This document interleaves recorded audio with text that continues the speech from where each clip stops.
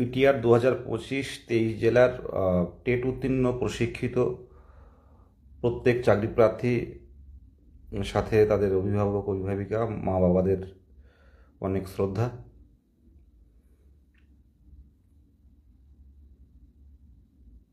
গত প্রায় 2.5-3 বছর আমরা একটা পরিবারের মতো হয়ে গেছি।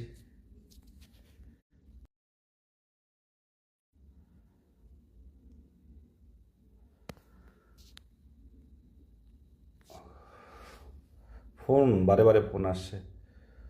তো 2022 সালের টেট 2023-এর 10ই ফেব্রুয়ারি রেজাল্ট। তো তার পর কিন্তু আমরা অনেকভাবে আমাদের নোটিফিকেশান নিয়ে আসার জন্য আমরা চেষ্টা চালিয়ে গেছি। হ্যাঁ, আলটিমেট নোটিফিকেশান দেওয়া হয়েছে। যেভাবে আমরা আমাদের দাবিগুলো বিভিন্ন প্ল্যাটফর্মে আমরা তুলে ধরেছি, কখনো বিকাশ ভবন, কখনো প্রাইমারি পর্ষদ, কখনো বিধানসভা, কখনো মাননীয় শিক্ষামন্ত্রীর কাছে, কখনো কালীঘাট, বিভিন্ন জায়গায়। তো আমরা শান্তিপূর্ণভাবে আমরা বিভিন্ন প্ল্যাটফর্মে আমাদের দাবি তুলে ধরেছি। আমাদের যেহেতু আমরা সাধারণ চাকরি প্রার্থী, আমাদের সরকারের বিরোধিতা বা সরকারের বিরুদ্ধে কোনো কথা বলা, কোনো গুজব রটানো, এগুলো আমাদের কাজ ছিল না। কিন্তু নোটিফিকেশান এলো, কিন্তু ভ্যাকান্সি দেওয়া হলো একদম সামান্য ভ্যাকান্সি, যেটা 23 জেলার টেট উত্তীর্ণ বা এই পশ্চিমবঙ্গের বিগত দিনের যে নিয়োগ হয়েছে, সেই বিগত দিনের নিয়োগের ক্ষেত্রে এত কম ভ্যাকেন্সিতে নিয়োগ কিন্তু হয়নি। তাছাড়া প্রায় 3 মাস, 25শে সেপ্টেম্বর 2025 সাল নোটিফিকেশান দেওয়া হয়েছে। এই 3 মাসের মধ্যে এখনো পর্যন্ত সেইভাবে ইন্টারভিউয়ের গতি প্রকৃতি নেই। আমরা বুঝতে পারছি সবাই, ভ্যাকান্সি এই অবস্থা। কিন্তু আমরা কিন্তু আমাদের মূল্যবান সময়গুলো কিন্তু খুব ভালোভাবেই কিন্তু এখানে ইউজ করছি, ব্যবহার করছি, অপেক্ষায় অপেক্ষায় অপেক্ষায়।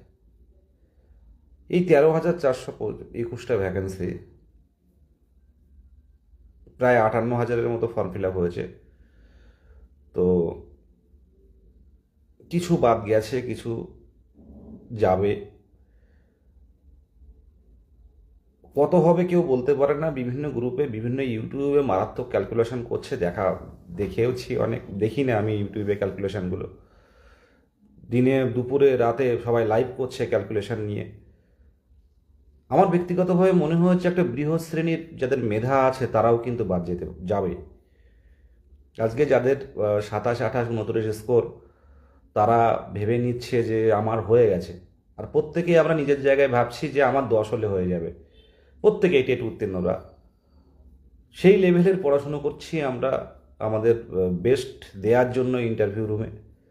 আর যাদের ভালো স্কোর রয়েছে তারাও তো একদম, তারা কোনো দিকে শুধুমাত্র দেখছে, আর তারা ভেবেই নিচ্ছে আমি দাঁড়ালেই 3 পেলে আমার হয়ে যাবে, আমার 28 স্কোর, 29 স্কোর। তো এমন ক্যান্ডিডেটরা কিন্তু 1-2 বার রাজপথে নামলেও ম্যাক্সিমাম টাইমে এরা শুধু দেখেই যায়, অনেকে আসেও নি।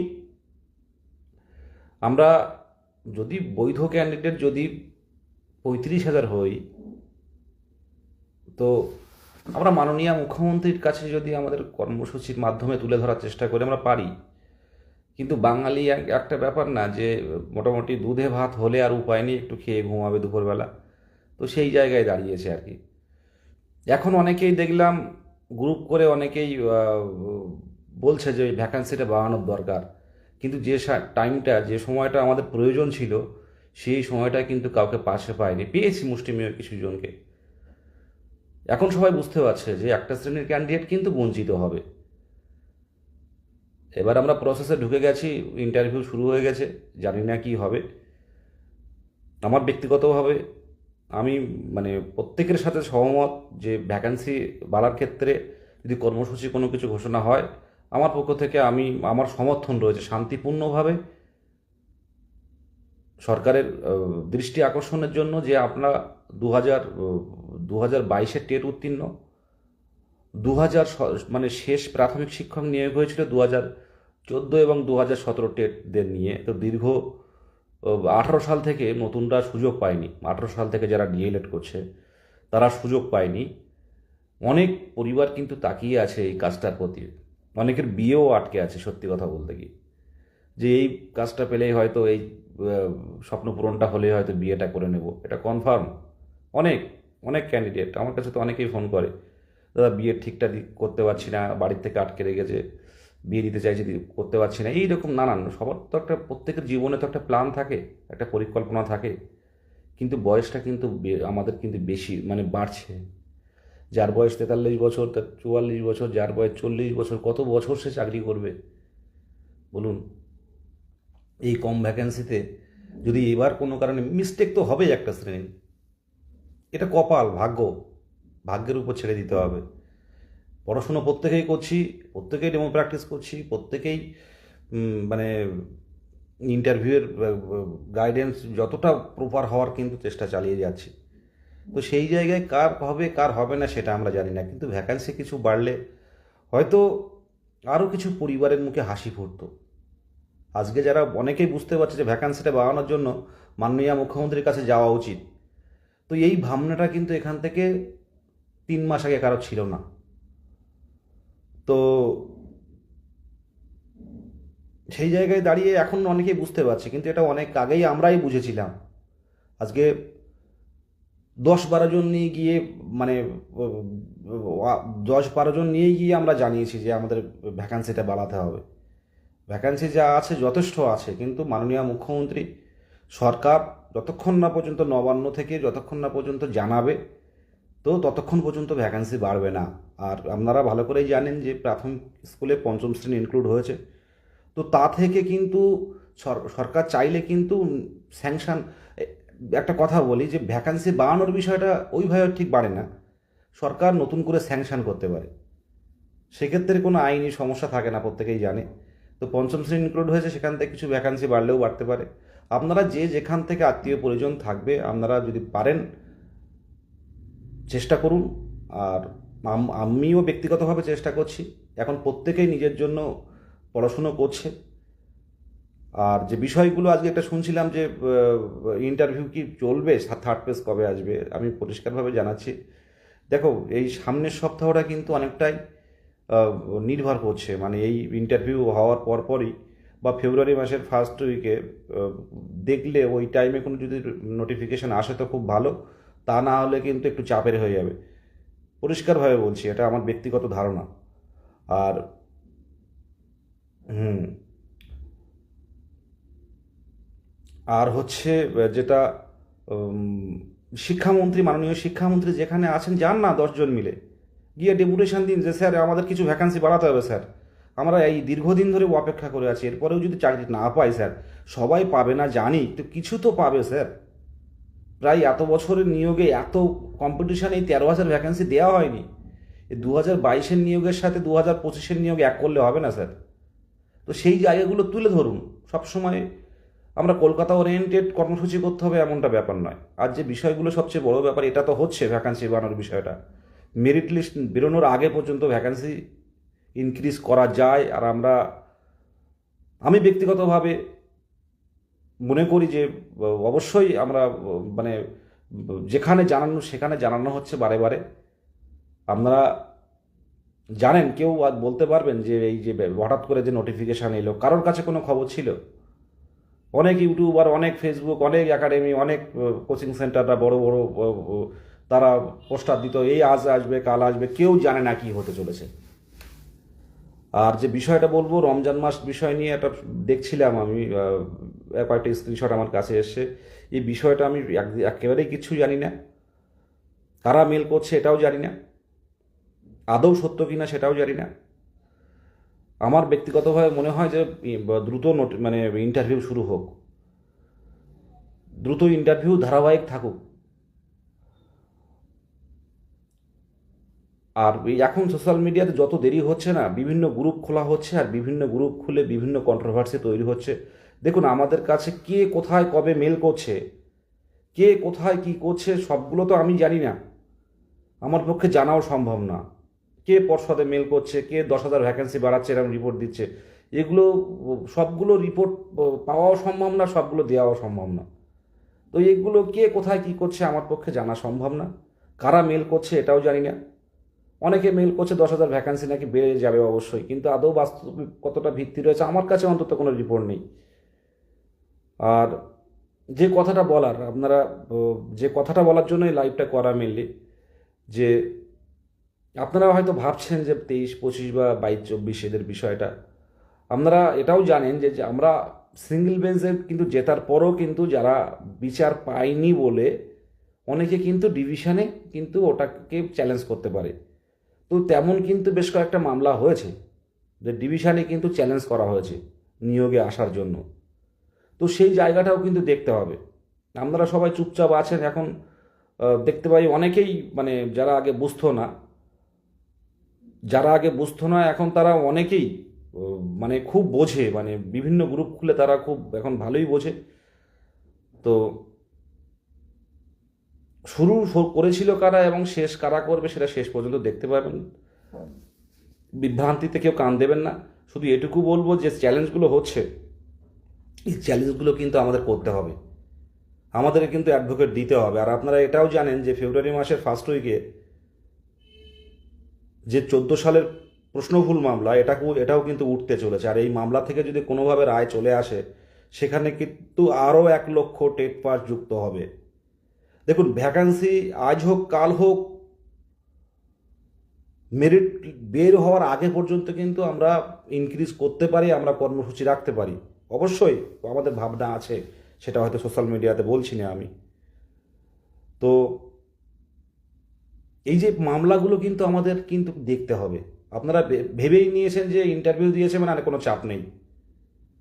সামনে বড় বড় মামলা আছে যেগুলো কিন্তু আটকাতে হবে আমাদের। ইন সার্ভিসের বিষয়টাও ভাবনা আছে, অবশ্যই ভাবনা আছে। সাথে সাথে এবং আইনি পথে যাওয়াও হয়ে গেছে, এবং সাথে সাথে এই যে ম্যাট 1594 যেটা খুব ভাইটাল একটা মামলা, এই মামলার কিন্তু আমাদের অ্যাডভোকেট দিতে হবে। সেই জায়গায় দাঁড়িয়ে আপনারা শুধু বিভিন্ন ইন্টারভিউ নিয়ে প্রত্যেকে ব্যস্ত আছেন, নিজের নিয়ে ব্যস্ত আছেন, কম্পিটিশান কমানোর ক্ষেত্রে কিন্তু ব্যস্ত নেই কেউ। মুষ্টিমেয় কয়েকজন দেখি যে কয়েকগুলো এই বিষয়গুলো আলাদা করে বলে, দাদা সামনে ম্যাট আছে, ম্যাট থেকে কিন্তু রায় চলে এলে কিন্তু প্রায় 1 লক্ষ ক্যান্ডিডেট বেশি হবে। এগুলো অনেকেই জানে না, অনেকের জানার মধ্যে থাকে না, তারা উপরে উপরে ভাবে অনেক কিছু এগুলোই। আর যে বিষয়গুলো ভ্যাকান্সি বিষয় ব্যাপারটা অবশ্যই বলছি, অবশ্যই ভাবনা আছে। আর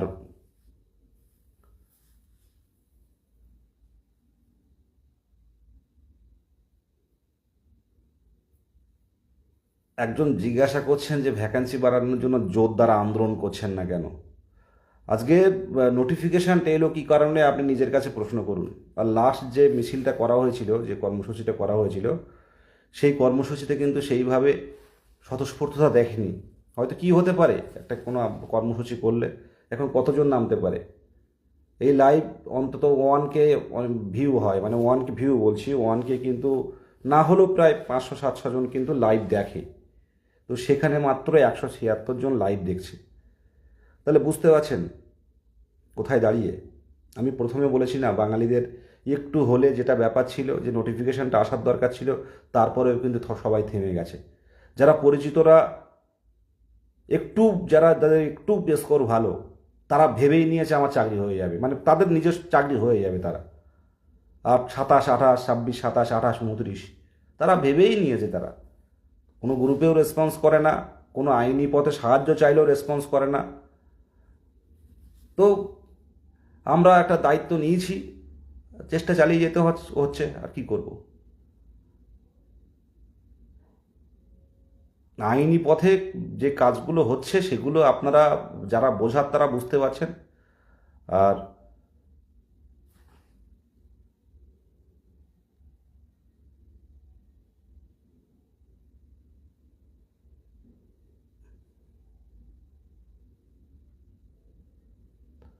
দেখুন, ম্যাক্সিমাম ক্যান্ডিডেট, আমি একটা কথা বলছি, তাদের ম্যাক্সিমাম ক্যান্ডিডেট কি, যে ইয়ে কবে হবে, মানে থার্ড ফেজের ইন্টারভিউ কবে হবে।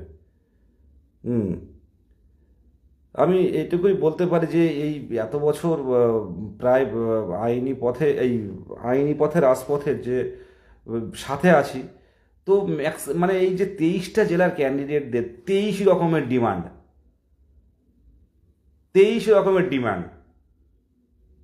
এই ডিমান্ড পূর্ণ করা খুব মুশকিল।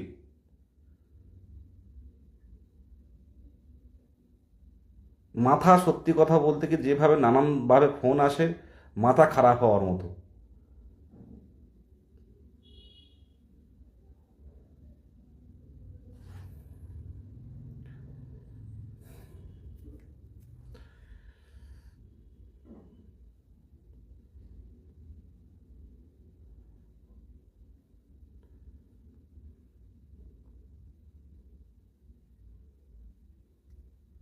আপনারা কমেন্ট করুন।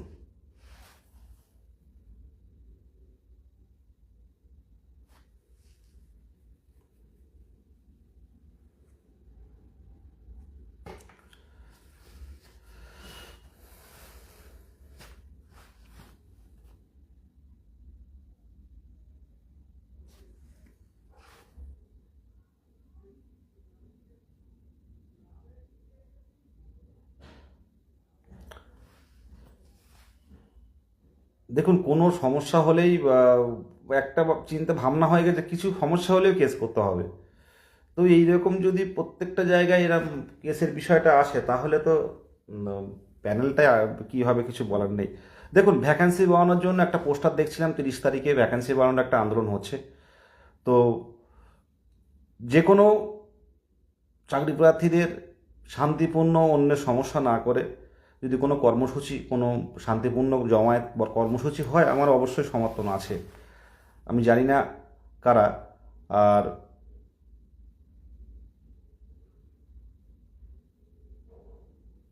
একদম আবুল হাসান স্যার বলছে তুমি নিজেও পড়ো। একদমই তাই। আমার নিজেকেও তো পড়তে হচ্ছে, মানে অনেকগুলো ব্যাপার, অনেকগুলো কন্টেন্ট, সেগুলো তো একটু একটু করে দেখতে হচ্ছে। দেখা যাক কি হয়। কিন্তু একটা মানে সত্যি কথা বলতে কি, 23টা জেলার ক্যান্ডিডেটদের মধ্যে একটা, তাদের বাবা মা, প্রচুর বাবা মা ফোন করে, তাদের কান্নাকাটি করে, এগুলো খুব খারাপ লাগে। এটা আমি ফিল করি, আর কে করুক না করুক আমার খারাপ লাগে যে আমিও একটা খুব মানে নিম্নবিত্ত বা একদম প্রান্তিক পরিবার আর প্রান্তিক গ্রাম থেকে আমি মানে এসছি, মানে এখনও স্ট্রাগল করছি। তো আমার কাছে সহানুভূতিটা খুব, মানে এই বিষয়গুলো, অনেকে কান্নাকাটি করে, অনেকের বাবা দেবী লাইভ দেখছে। তো এরকম অনেকের বাবা অনেকের বাবা হারিয়ে গেছে দেখতে দেখতে। সন্তানের কিন্তু ও, মানে সফলতাটা দেখে যেতে পারেনি। এমন অনেক অনেক বাবা মা কিন্তু কল করে, জিজ্ঞাসা করে যে কি হচ্ছে, এতদিন অপেক্ষায় আছে। অনেক অসুস্থ বাবা মা বাড়িতে আছে, সন্তানের অপেক্ষায় যে এইবার হয়তো চাকরি পেয়ে গেলে ট্রিটমেন্টটা ভালো করে হবে। তো এই সব বিষয়গুলো না বিশাল নিজেকে খুব, মানে মানসিকভাবে খুব বিধ্বস্ত লাগে এইসব বিষয়গুলো শুনলে। যাই হোক, আর যাদের আহ,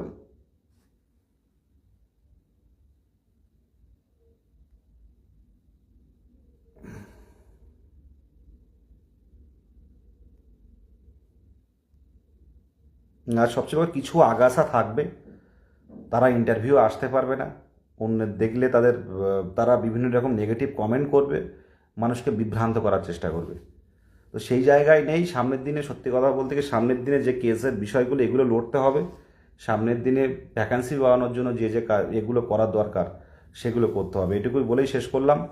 প্রত্যেকেই যেহেতু সামনের দিনে শিক্ষক শিক্ষিকা হতে যাচ্ছেন, যেটা করবেন সেটা যাতে মানে শিক্ষক সুলভ হয়, সেই বিষয়টা ভেবে করবেন। ধন্যবাদ প্রত্যেককে। শুভরাত্রি।